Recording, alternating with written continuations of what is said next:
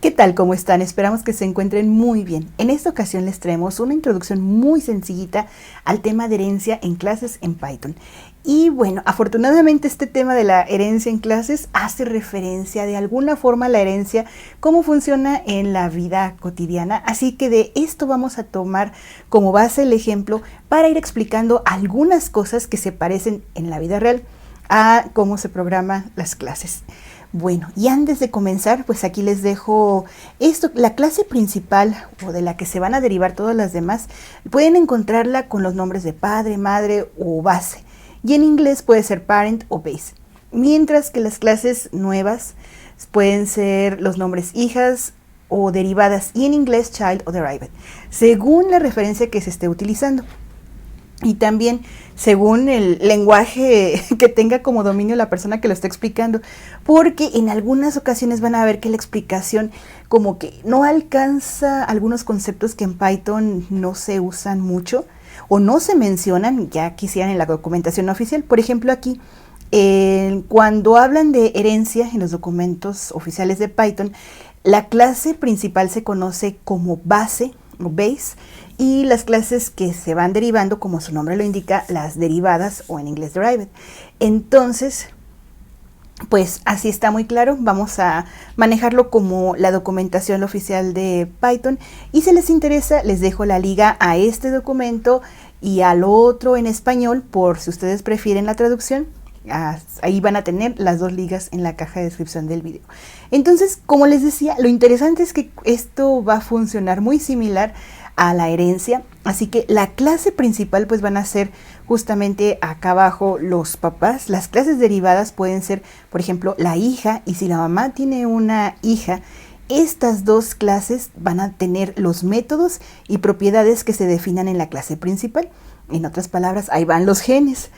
Pero también puede ser el caso, vamos a suponer acá donde ya cambia el color del pelo, que en lugar de ser un café oscuro pues ya es un café más clarito, puede haber un método nuevo que haga un override. Y eso de override es una palabra muy interesante porque seguramente la van a ver muchas veces y es otra cosa más que anular. Entonces, si ya hay un método, vamos a suponer que fuera el cabello negro para todos, pues puede haber un método que haga ese override o anule el método de la clase padre y tenga el propio.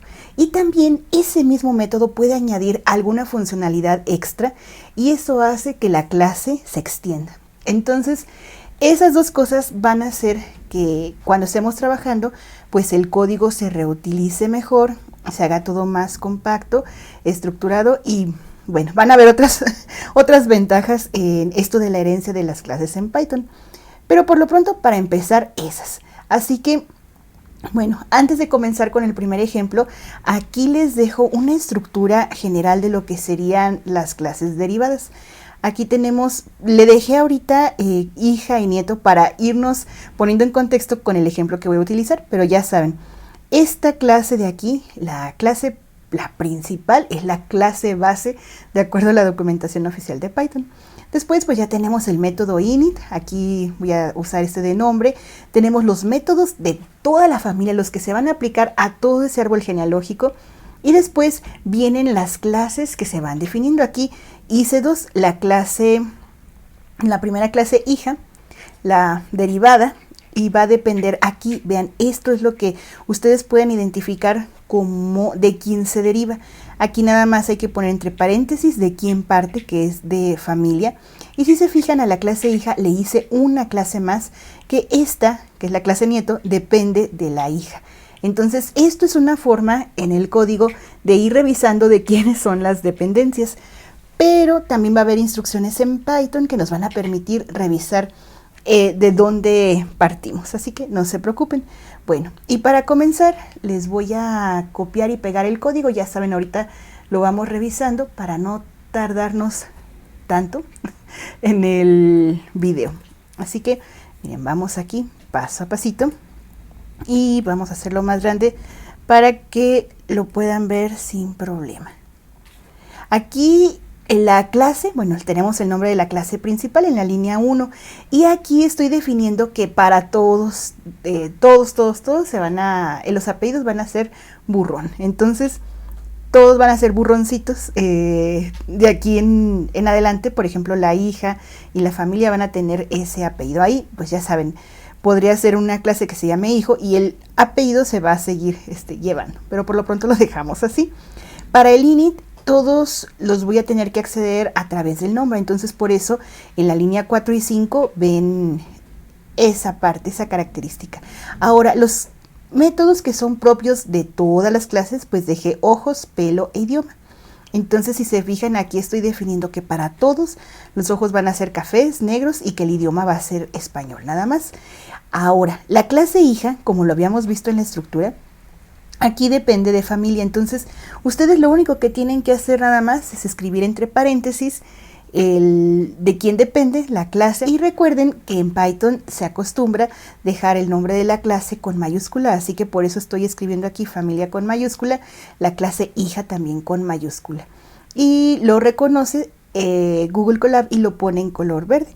Entonces la clase hija tiene su propio método que se llama igualito, que es el de pelo, pero aquí en lugar de dejar un color negro, pues estamos dejando un color rojo para la hija y estamos haciendo aquí un override. Entonces estamos anulando el método de la clase base y estamos definiendo uno nuevo. Después también estamos definiendo un método para el idioma y si se fijan estamos agregando uno más. Dos más, el inglés y el francés. Entonces igual hacemos el override o anulamos el de idioma y ella va a tener su propio método. En el caso de la clase nieto, ahorita que veamos las dependencias, esa clase debería de heredar todo lo que tiene la mamá. Entonces cuando revisemos las propiedades y los métodos ya justamente del nieto, pues van a ver que el idioma que está heredando es el de la mamá, o sea, el de la clase que está arriba de la que fue derivada y no el de toda la familia. En el caso del pelo, la mamá pues lo cambia a rojo, pero acá lo dejamos en café. Recuerden que el pelo para todo mundo era negro, pues aquí hicimos dos override. Ahora sí, vamos a ver cuáles son... pero primero déjenme ejecutar eso porque luego me sigo de largo y ya no tengo esa celda ejecutada. Vamos a ver, aquí tenemos seguramente cuando hice lo del copiado y pegado dejé eso, ahí está, nada más, algo que se me fue por ahí, un asterisquito. Entonces lo primero que voy a hacer, ya que tengo la estructura de las clases, voy a ver cuáles son las clases derivadas de la clase base. Y para esto, aquí tenemos una instrucción de Python que ahorita lo van a ver, se escribe tal cual, y es is, así de pregunta, es una subclase. Lo que tenemos que poner en el paréntesis es la clase de la que queremos verificar y queremos ver la otra parte, pues el otro nombre de la otra clase de la que pensamos que está derivada. Entonces aquí nada más se escribe así, y subclass nieto, familia. Aquí les comento que cuando yo hago esto en Google Colab de nada más escribir sin el print, en Google Colab se puede hacer. No sé si están manejando, por ejemplo, en Spider, ya en su misma consolita, si es posible o tienen que hacerlo con el print. Entonces, si han experimentado esto, pues nos lo pueden dejar en los comentarios para que alguien que esté trabajando igual que ustedes en algún otro entorno, pues lo pueda tener en cuenta. Entonces, miren, aquí estamos preguntando que si nieto es una subclase de familia. Y sí, aunque está hasta el fondo porque pertenece a la hija, pues sí es una subclase. Y ahora otra cosa para que me salga false o falso es preguntar si nieto es aquí me va a salir también verdadero, si nieto es una subclase de hija. Pues sí, justamente de ahí viene, entonces va a ser true. Pero ahora, pues vamos a algo así, ahora sí, para forzar a un falso, pues ¿qué les parece si preguntamos si familia es una subclase de nieto? Y ahí sí, tiene que salir false porque debería ser al revés, así como lo tenemos acá. Entonces, para eso se ocupa isUbClass. Ahora, vamos a hacer los objetos, o ya saben, crear las instancias de las clases. Y en esto voy a crear una hija. Le vamos a poner el nombre de hijita, va a ser el nombre de la clase, que es hija, acuérdense, con mayúsculas. Y lo único que me pide la clase es el nombre. Entonces aquí, para no ocupar tanta celda, déjenme hacerlo todo en una y así ejecutamos al mismo tiempo las tres. Entonces voy a hacer otro objeto que sea el nombre, el chiquito, él va a ser el nieto y a él le vamos a poner el nombre de Chiquilín. Y por último, vamos a crear otro hijo. Si se fijan, aquí me estoy yendo sobre los nombres de las subclases, pero voy a crear un integrante así en general que va a ser el hijo y va a depender directamente de la clase base, que es familia, y a él le voy a poner el nombre de Kevin. Esto nos va a permitir explorar lo que les comentaba, justamente lo de la herencia. Entonces, ya con eso, ya creamos las instancias de las clases. Ahora podemos utilizar esta otra opción, donde revisamos si los objetos son instancias de las clases. Entonces, aquí, para comenzar, podemos revisar si chiquito es una instancia de la clase nieto, que claro que nos va a decir que sí, esa la acabamos de crear. Ahí está, verdadero. Ahora vamos a preguntar si chiquito es instancia de la clase hija, que esto también nos debería dar verdadero. En el siguiente caso vamos a ver si el hijo, que es el nuevo miembro de la familia que les había comentado, vean cómo está haciendo referencia hacia la familia. Si nosotros preguntamos sí, yo en esta parte ya le voy a decir entre inglés y español, si es instancia del hijo de la hija. Aquí debería ser falso porque depende completamente de la familia. Entonces, para arreglar esto y que nos salga true, pues nada más vamos a tener que hacer is instance, hijo de la familia. Y aquí nos va a quedar que sí. Es de ahí donde nosotros hicimos la instancia. Esto puede ser de mucha utilidad cuando ya crearon un montón de clases y ya de repente se pierde el hilo de quién es instancia de quién. Entonces, ahí está la instrucción. Bueno, ahora vamos a verificar los atributos de la clase y los atributos de las instancias. Acuérdense que aquí hay dos opciones. Lo vamos a ver con un punto solamente o con los paréntesis. Y ahorita vamos a ir trabajando con esas diferencias. Por ejemplo, del chiquito le vamos a revisar los apellidos. Como les había comentado, ¿se acuerdan que lo definimos hasta arriba? Y para todos va a ser el mismo apellido. Entonces, cuando ejecute esta celda, el chiquito, su apellido debería ser Burrón. Ahora, si nosotros también revisamos del hijo, pues obviamente nos va a dar lo mismo, hijo, apellidos. Y aquí observen cómo no tengo que utilizar los paréntesis.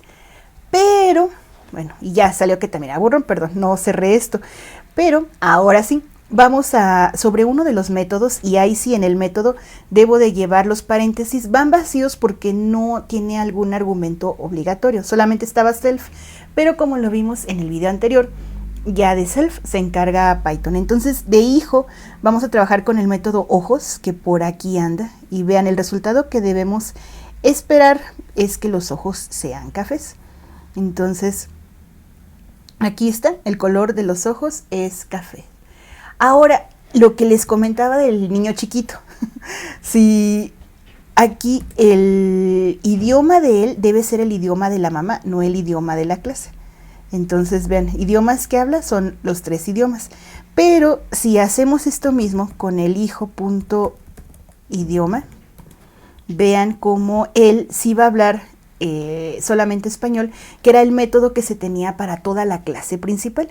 Entonces, bueno, ahí con esto ya se los dejo para que ustedes puedan ir practicando, váyanle moviendo. Esta es la estructura general. Igual les dejo la estructura en general en la caja de descripción del video para que copien, peguen, modifiquen y vayan explorando los diferentes niveles que tiene esta parte de la herencia. Entonces, bueno, ahora sí, vámonos con el ejemplo 2, que está muy sencillito. Vamos a hacer cálculos con un triángulo, y aquí, para ponernos igual en contexto, el triángulo vamos a manejar que el cateto opuesto, así, bueno, como es en matemáticas, le voy a poner la variable y, el cateto adyacente x, y van a ser triángulos rectángulos para poder usar el teorema de Pitágoras. A la hipotenusa le voy a poner la letra h, y pues ya saben, la hipotenusa es este lado más grande del triángulo. De aquí vamos a poner unas ecuaciones, el teorema de Pitágoras, que justamente es de la letra h. El perímetro, pues es la suma de todos los lados, aquí está la fórmula. El área la vamos a calcular con base por altura sobre 2. Ahora sí, esta clase también va a estar, la clase triángulo, que va a ser la clase principal, Va a quedar muy sencillita. Ahorita copio, pego y les voy explicando. Tenemos que es la clase triángulo y aquí lo que estoy definiendo para todos, si ustedes quisieran acceder, va a ser que es un triángulo rectángulo con 90 grados.